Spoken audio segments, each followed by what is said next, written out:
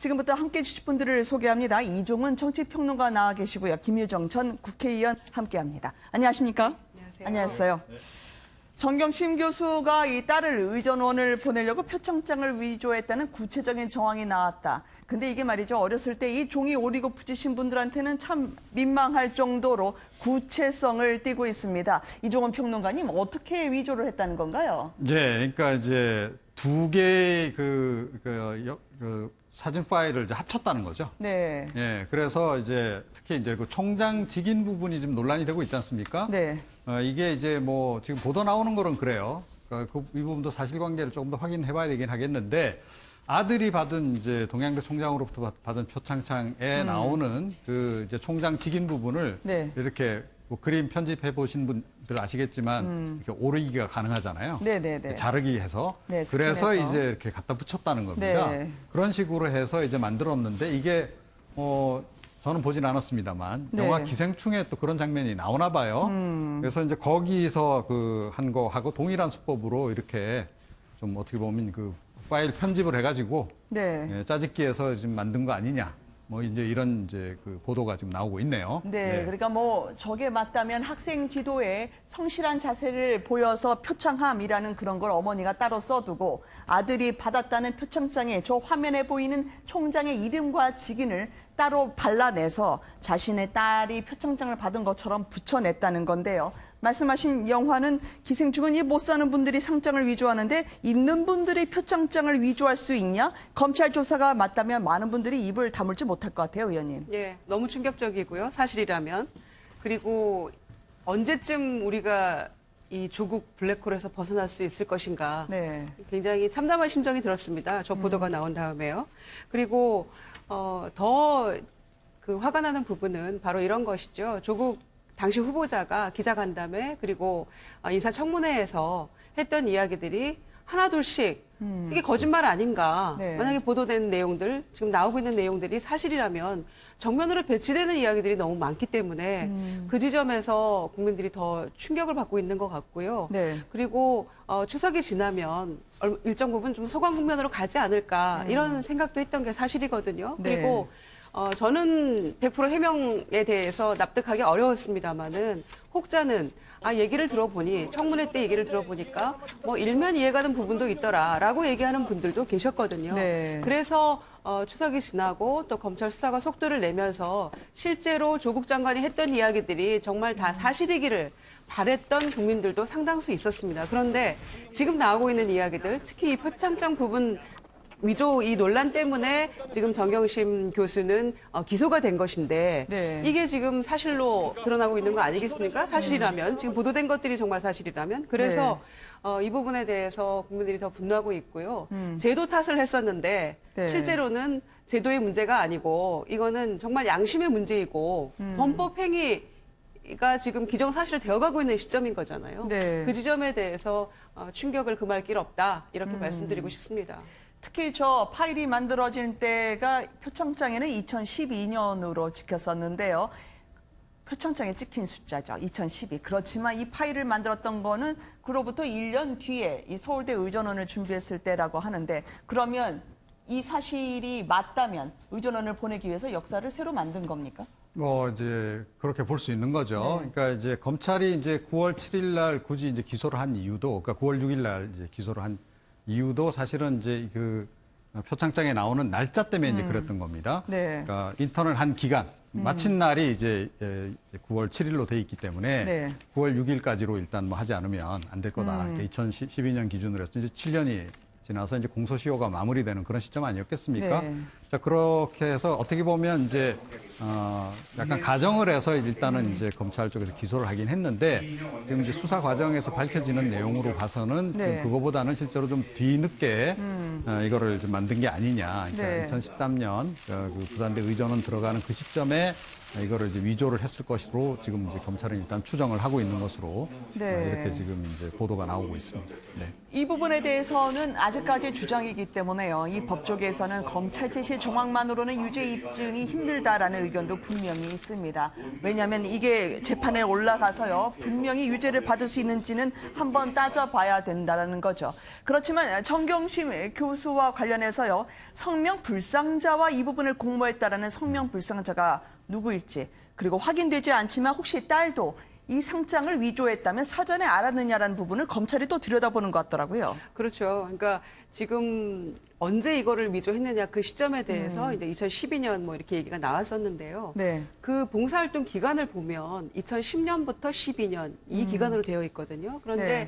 거기에 이제 그 날짜를 봤을 때 의문이 들었던 것은 정경심 교수가 그 대학에 부임했던 2011년보다 오히려 앞서서 그 봉사를 했다는 그런 게 표시가 돼 있었거든요. 그래서 네. 그 부분도 이건 좀 앞뒤가 안 맞는 거 아니냐 이런 얘기가 애초에 나왔었거든요. 네. 그랬는데 만약에 이제 이 시점이 의전원 가기 위한 그 2013년에 그 닥쳐서 또 이걸 만들었다면 네. 표창장이라는 것이 그 봉사활동 기간이 끝나면 곧바로 받아야 되는 거 아닙니까? 그 일한 부분에 대해서 봉사활동 한 것에 대한 고마움의 표시니까요. 그런데 네.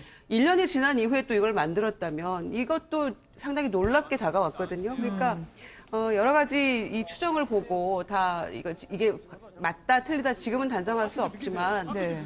일반인으로서는 상상하기 어려운 일들이 지금 일어났던 거잖아요. 그리고 조국 후보자도 청문회 당시에는 봉사활동 한 게 맞고 뭐 표창장 받은 것도 맞다 이렇게 얘기했습니다마는 네. 그 표창장이 과연 지금 나오는 얘기대로 그 부인이 만든 거라면 이걸 우리가 어떻게 받아들여야 됩니까? 그러게요. 집안에 같이 계신 분인데 그 자체는 확인을 금방 할 수 있을 것입니다라고 조 장관이 이야기를 한 바가 있었죠. 그렇지만 아직 원본을 제출했다는 이야기는 들리지 않고 있습니다. 검찰은 특히 딸도 기소할 수 있을지 검토 중이라는 보도가 오늘 나왔습니다. 아직 확인은 되지 않았는데요. 조국 장관 이제 가족에 대해서 검찰 수사에 칼끝이 가고 있고요. 특히 딸과 관련해서는 이 논문 때문에 고려대 입학이 취소가 될 수 있다. 논문을 중요시했던 그 당시의 사정관이나 아니면 의전원 갔을 때의 상황이 이제는 과거로 다시 모든 입학이 고졸이나 대졸이 될 수도 있다라는 상황을 예고하고 있는 것 같아요. 네. 그러니까 입시 관련해서는 네. 지금 이제 모든 그 기준점이 되는 게 고려대 입학 여부입니다. 그러니까 이제 그게 결국 이제 단국대 그에서 받은 네. 논문 제1저자 등재된 그 논문을 이제 고려대 입시하는 과정에서 어떻게 활용했느냐. 네. 이게 이제 만약에 활용한 것이 확실하고 뭐 그것이 입학에 결정적인 기여를 했다라고 전제한다면 네. 그 일단 1저자로 등재된 논문이 좀 직권 취소가 됐잖아요. 네네. 학회에서.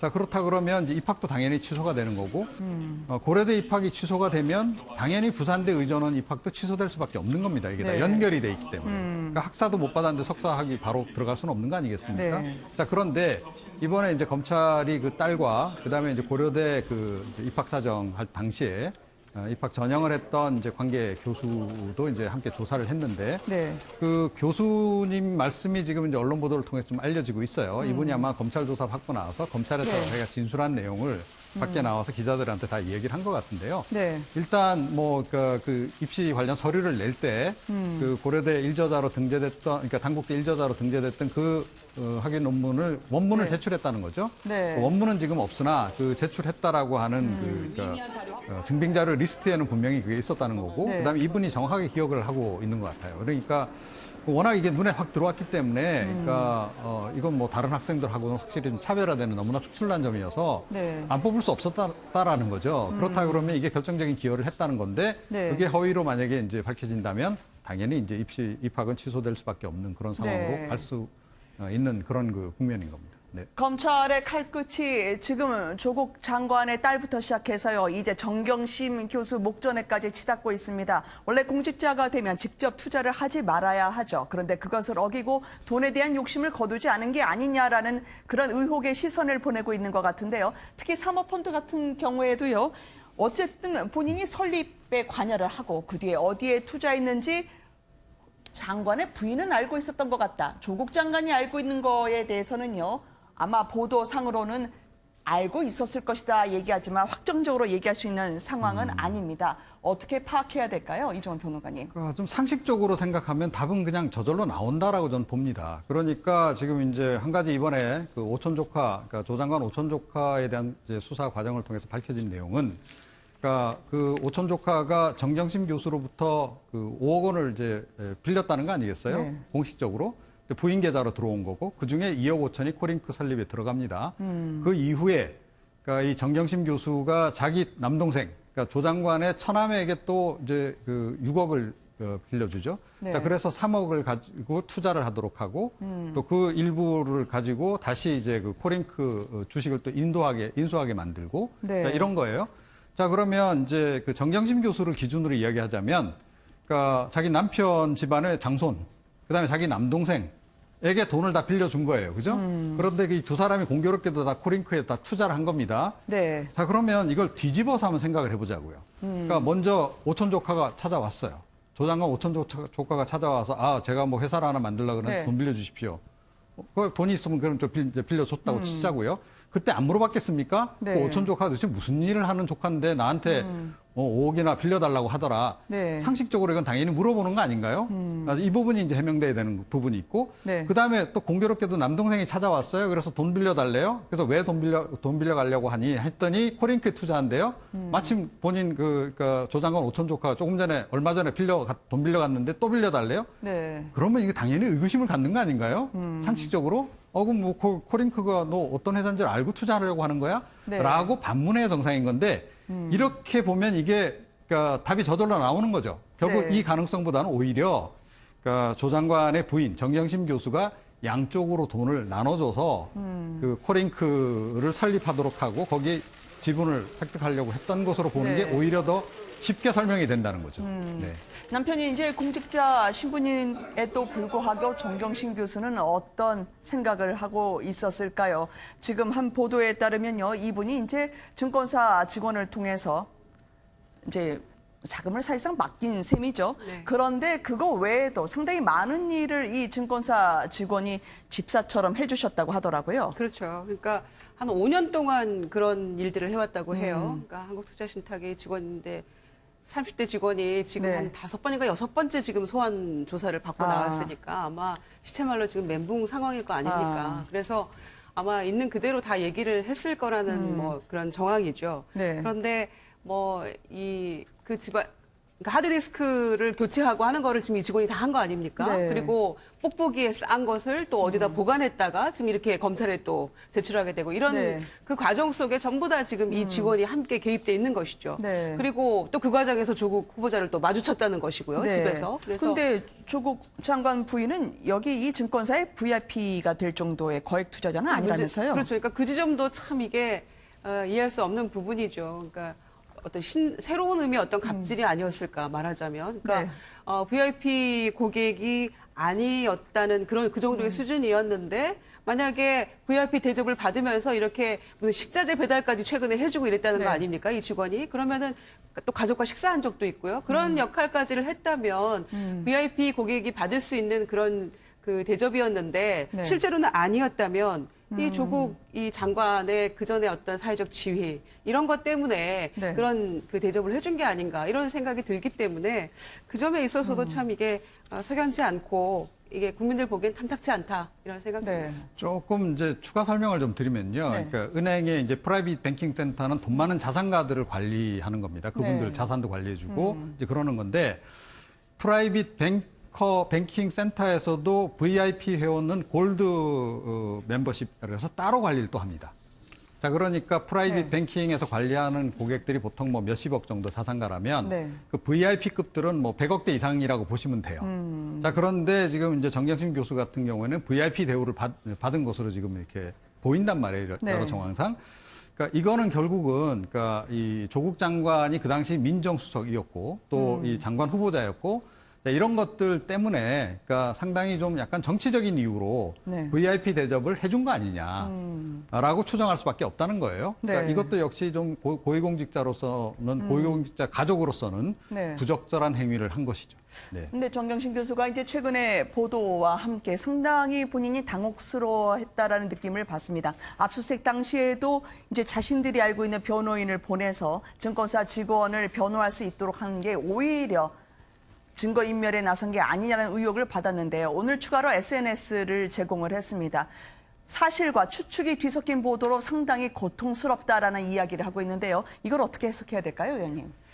이제 사실은 나온 이 검찰의 어떤 공식적인 브리핑이나 발표를 통해서 나온 보도들은 아니기 때문에 우리가 사건의 진실이 뭔지는 나중에 밝혀져야 되겠죠. 그러나 지금 이제 이분이 뭐 여러 가지 이유로 아파서 지금 입원해 있는 상황이잖아요. 그러면서 이제 SNS 통해서 본인의 입장을 계속해서 이제 항변하고 있는 그런 상황인데, 뭐 이분의 이 정경심 교수의 얘기도 일리는 있죠. 그리고 네. 방어권과 어떤 반론권이 충분히 주어지는 상황이어야 되는데 지금 그렇게 하지 못하고 있는 것도 네. 이미 이제 기소가 돼서 피의자 신분이기 때문에 그런 것도 있습니다. 본인 말대로.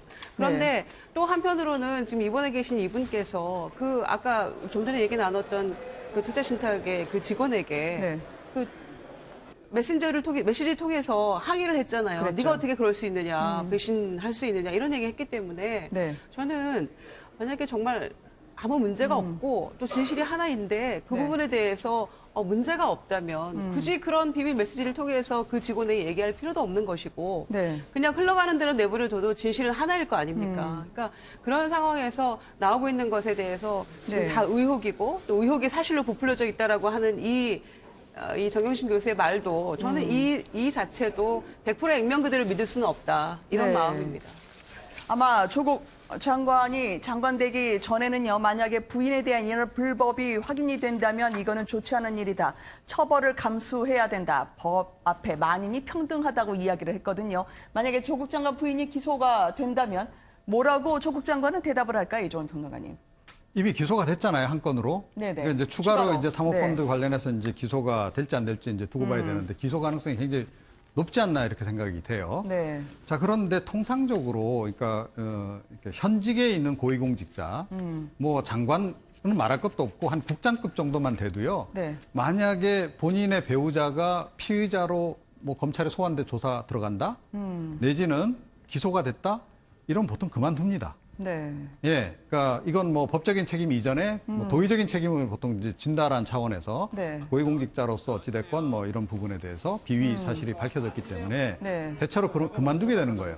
사실은 지금 현재 이런 정도까지만 되면 통상적인 다른 장관, 과거의 다른 장관들 같았으면 벌써 사표를 네. 냈어야 될 사안입니다. 그런데 지금 사표를 안 내고 지금 꿋꿋이 지금 버티고 이제 계시는 건데, 그러니까 아마 조 장관은 이런 생각하는 것 같아요. 그러니까 설령 내가 피의자가 되더라도 네. 재판 가서 최종적으로 내가 유죄로 확정 판정을 받기 전까지는 나는 그냥 버티겠다. 네. 이거 같아요. 문재인 네. 대통령도 그런 취지로 임명을 하신 것 같고, 자, 그런데 뭐 좋습니다. 뭐 법적으로 그렇게 이제 가는 거 뭐 말릴 생각은 없는데, 그 대신에 아마 그 여론의 압박은 상당히 많이 감수를 해야 될 네. 거다. 그러니까 국민 여론이 일단은 이 부분에 대해서 네. 점점 더 부정적으로 바뀌어갈 수밖에 없을 것이다라고 생각해요. 왜냐하면 과거의 기준이 있잖아요. 아, 그렇죠. 과거 우리가 지금 뭐 인사청문 과정을 통해서도 약간 그 고위공직자에 대한 도의적 의무에 대해서 이렇게 눈높이를 높여놨는데 네. 그 높이를 다시 낮추려 할까요, 국민들이? 저는 절대 그렇지 않을 거다라고 봅니다. 네. 더 높였으면 더 높였지. 아. 그래서 아마 그 벽에 조만간 봉착할 가능성이 굉장히 높다 이런 네. 생각을 합니다. 수사는 수사, 인사권은 인사권인 것처럼 부인은 부인, 나는 나라고 할까요? 그러면 혹시 비겁한 남편 아니면 정당한 장관 둘 중에 어떤 거를 국민들이 택할까요? 여론조사를 보면 말이죠. 의원님, 지금 문재인 대통령의 지지율을 보면 네. 최근에 특히 오늘까지 나온 결과를 보면 적극적으로 지지하셨던 분들의 지지도가 급격하게 떨어지고 있습니다. 이걸 어떻게 해석해야 될까요? 조국 효과라고 봐야죠. 그러니까 통상적으로 임명해놓고 뭐 주말이 지난다거나 예전에 장관 임명했을 때 그리고 네. 며칠간의 연휴가 지나면 소강국면으로 갈 거라는 안이한 생각을 저는 했다고 생각합니다. 그러나 검찰이 이 수사의 속도를 가하고 있고요. 그리고 믿었는데 국민의 배신감이 커지고 있는 이 상황이기 때문에 믿었던 국민들마저 등 돌리게 되는 그런 효과가 아닌가 이렇게 생각하고요. 네. 그리고 이 의혹만으로 임명하지 않는다면 위법 사항이 없는데 이거는 나쁜 선례를 남길 것이다라는 이 대통령의 말씀이 네. 지금은 의혹이 사실로 지금 변해가고 있는 이 상황이잖아요. 자, 네. 그럼 이제 어떻게 하실 거냐라고 국민들이 저는 묻고 있는 거라고 생각합니다. 네.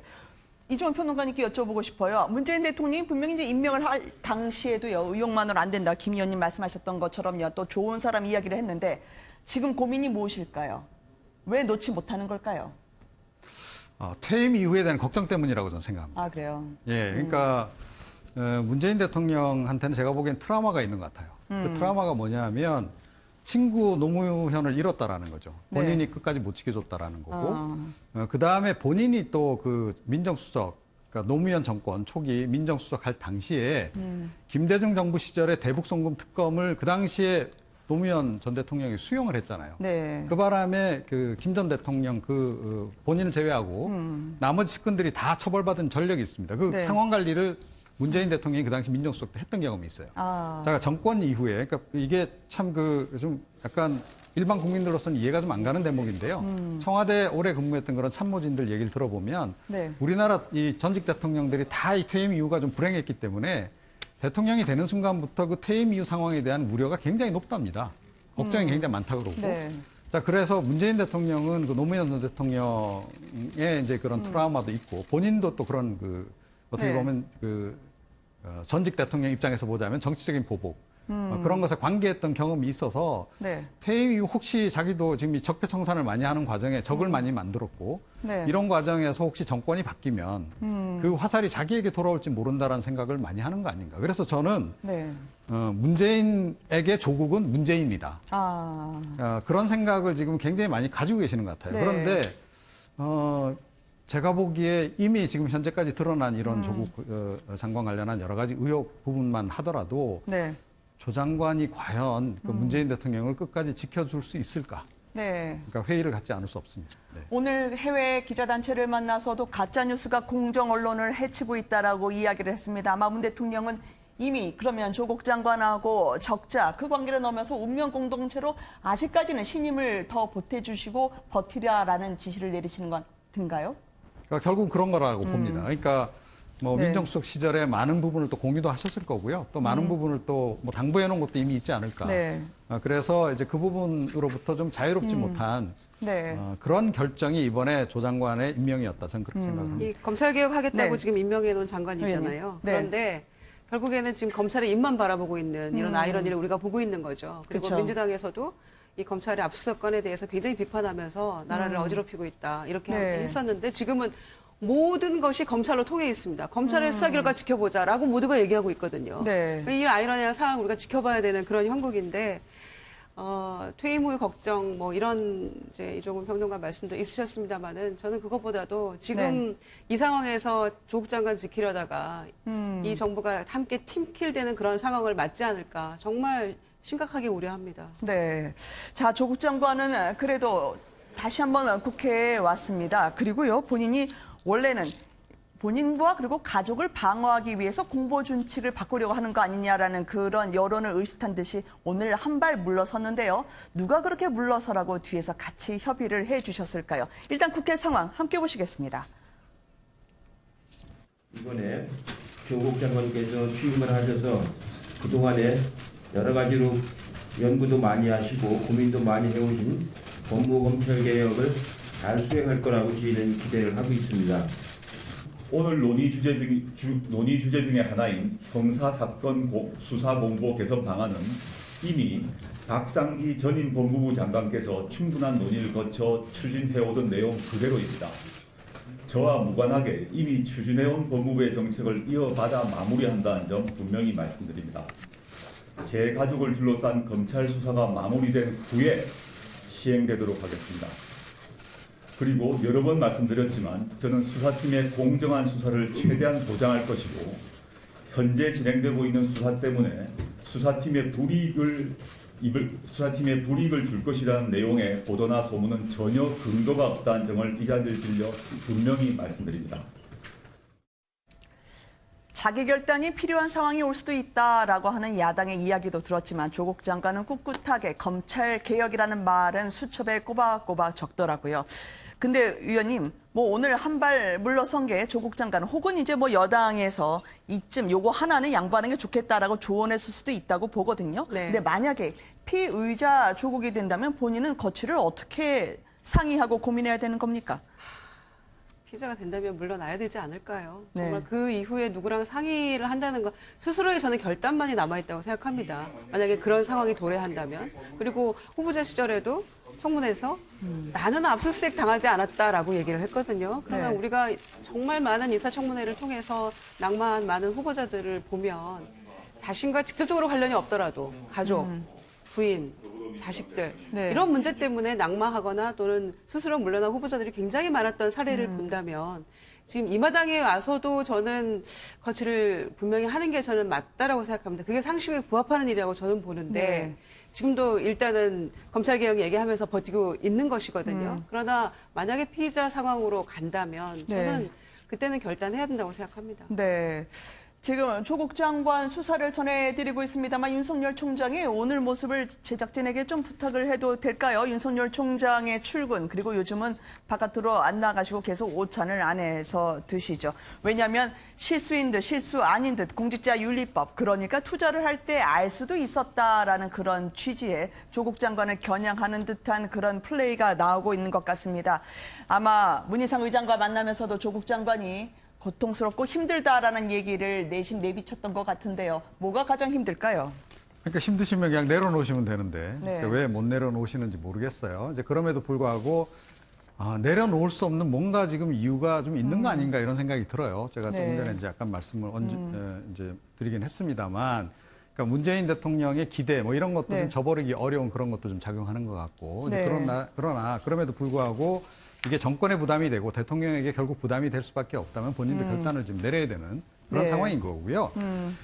지금 조금 전에 이제 그 공직자윤리법 위반 그 부분 네. 말씀하셨는데 이미 위반한 거나 다름없습니다, 사실은. 이게 뭐냐 하면 고위공직자는 본인만 깨끗하다고 되는 게 아니에요. 네. 그러니까 고위공직자 인사 검증하는 과정에서 아마 조국 장관도 네. 민정수석실에 그 수없이 했을 겁니다. 수많은 고위공직자, 국장급으로 올라갈, 과장에서 국장 올라갈 사람들, 국장에서 네. 실장 올라갈 사람들, 인사관 검증하는 과정에서 네. 그 당사자만 검증 절대 안 합니다. 온 가족, 사돈의 팔촌까지 다 사실은 뒤지죠. 그러게요. 그래서 비리가 발견이 되거나 하면 자 아예 탈락을 시켜버리는 거거든요. 그런 점에서 본인은 이미 탈락 대상입니다. 네. 그걸 가장 잘 알고 있다 그러면 본인이 결정을 빨리 내려야 되는 거죠. 네. 자, 이 조국 장관 외에도 한국당을 한번 가보도록 할까요? 오늘 청와대 앞에 또 지도부가 일제히 총출동했습니다. 어제 머리를 깎았던, 전에 깎았죠. 황교안 대표가 또 다른 분 삭발을 해주시던데요. 그 장면으로 보시겠습니다.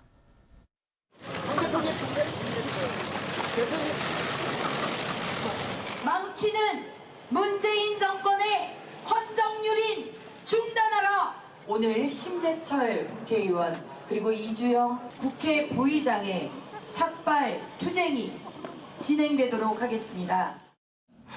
제 머리가 시원하죠? 네. 멋있죠? 네. 자랑스럽습니다.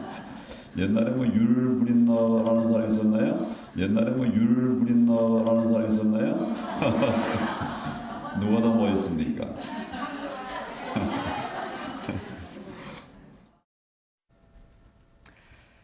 중진 의원들이 일제히 합류를 했습니다. 심재철 의원이 이주영 의원까지요. 국회 부의장 하신 분들이죠.